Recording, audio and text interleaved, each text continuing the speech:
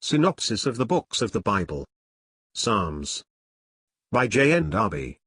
All Scripture is given by inspiration of God, and is profitable for doctrine, for reproof, for correction, for instruction in righteousness, that the man of God may be perfect, thoroughly furnished unto all good works.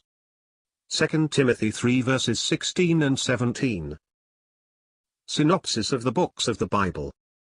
By John Nelson Darby. Psalms 74. The desolation of the sanctuary, God's faithfulness. Psalm 74 complains of the hostile desolation of the sanctuary when rebuilt in the land. God's enemies, as faith here calls them, roar in the congregations.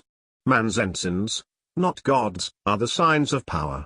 All public Jewish worship was laid low. Not only this, what might have been a comfort in such a time fails.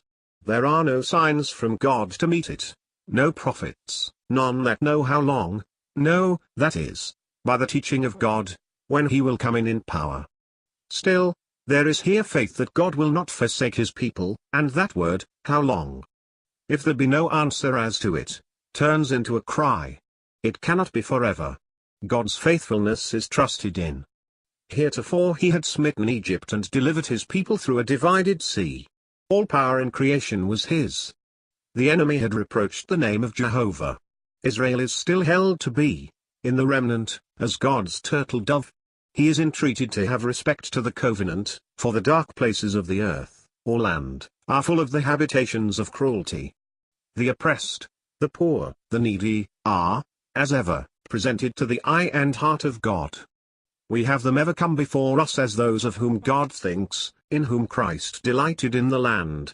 And so it is even as to the spirit we have to be of. He calls on God to arise and plead his own cause. The tumult of those who rose up against him daily increased. While looked at as the poor and oppressed, it is remarkable how faith identifies the interests of the godly remnant and of God and pleads their cause with him. It is spoken of as from without. God is addressed, only God is reminded that his name in Israel has been blasphemed. This name recalls, verses 19 and 20, the covenant relationship with, and tender love of Jehovah towards, his people.